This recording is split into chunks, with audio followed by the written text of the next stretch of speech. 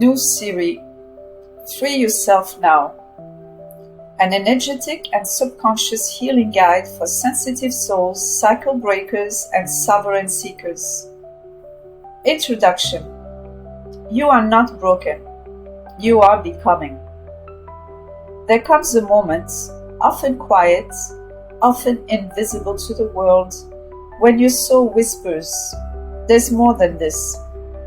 More than survival, more than pain passed down, more than the shame you've absorbed and called your own."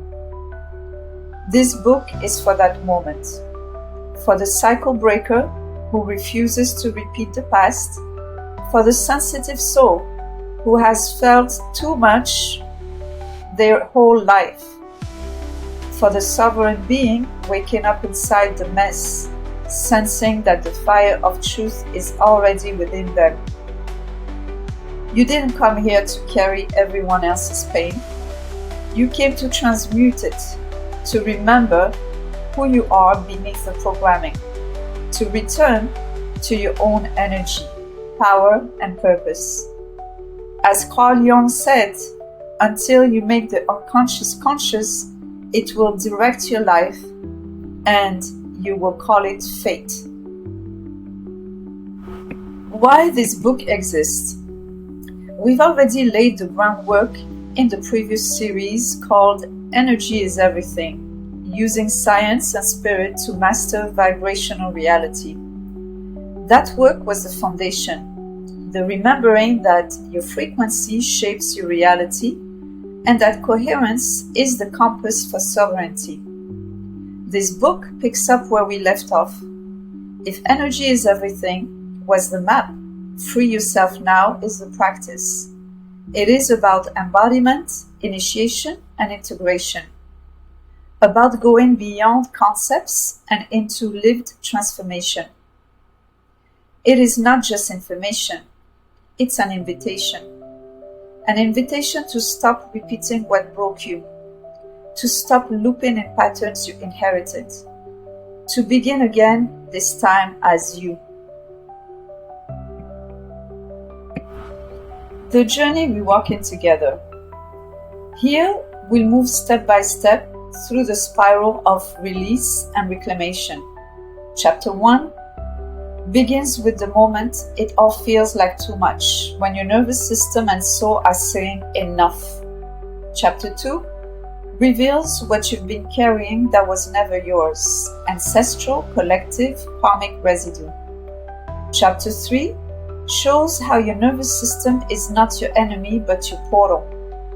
Chapter 4 teaches the art of boundaries, energetic, emotional, spiritual, that keep you field clear. Chapter 5 brings you face to face with your inner child, reclaiming the voice, the truth, the innocence that was silenced. Chapter 6 invites you into sovereignty, not as rebellion, but as resonance, the place where your truth and your life finally align. Chapter 7 closes with integration, walking the sacred spiral, carrying wisdom forward while releasing the weight of the past. This is not a linear path, it is a spiral. Each turn brings you closer to your essence. Each step is both release and remembrance. A living transmission. You'll find stories, practices, and transmissions woven through these pages. Some drawn from my own lived initiations, others from those I've walked beside in the work. This is not theory, it is field-tested truth. And it's not the end. What you hold now is the bridge between deeper layers. Already, the next work is rising, another companion that will build on the spiral of remembrance. But this one, Free Yourself Now, is the turning point. Your permission slip. You are not too sensitive. You are not broken. You are not here to endlessly self-fix. You are here to remember, release, and return. This book is your permission slip to stop managing symptoms and start healing the root. To free yourself now, not someday, not when the world approves, not when everything is perfect, now, because you are not broken, you are becoming. A living transmission. You'll find stories, practices, and transmissions woven through these pages, some drawn from my own lived initiations, others from those I've walked beside in the work. This is not theory, it is field-tested truth. And it's not the end. What you hold now is the bridge between deeper layers. Already, the next work is rising, another companion that will build on the spiral of remembrance. But this one, free yourself now, is the turning point. Your permission slip. You are not too sensitive. You are not broken. You are not here to endlessly self-fix. You are here to remember, release, and return. This book is your permission slip to stop managing symptoms and start healing the root. To free yourself now, not someday, not when the world approves, not when everything is perfect, now, because you are not broken, you are becoming. Before you go deeper, pause. If you feel this book already stirring something inside you, don't just read in silence, join the circle. Subscribe to Stillfire 1111 on YouTube, drop a fire emoji in the comments, and let the grid know I'm ready to free myself. The more of us who step in, the stronger the field becomes. Don't just consume, co-create this shift. Chapter 1. The moment everything feels like too much. You've been holding it together for so long, smiling when your chest is tight, showing up for others when your body is quietly shutting down, telling yourself you should be grateful that others have it worse. And yet, beneath the surface, it feels like you're unraveling. You've tried it all: meditation, apps, manifestation rituals, podcasts, vision boards, and still the anxiety pumps. The exhaustion lingers. The triggers keep pulling you under. If that's you, pause, take a breath. This isn't failure. This isn't weakness. This isn't your fault. It's your frequency. Why overwhelm isn't a character flaw. Most of us were never taught to heal at the level the wound was created. We learn to cope, to suppress, to analyze, but not to truly release. Trauma is not stored in the thinking brain. It's stored in the body, the nervous system, the energy field. The subconscious runs over 90% of our behaviors, thoughts, and emotional responses. When the nervous system is stuck in survival mode, no amount of positive thinking can override it. This is why you can read all the self-help books and still feel stuck. You've been trying to heal through thought, but trauma is pre-verbal, pre-rational. You can't logic your way out of a wound that was never created in logic to begin with. Real healing happens when your body, mind, and energy returns to safety and coherence.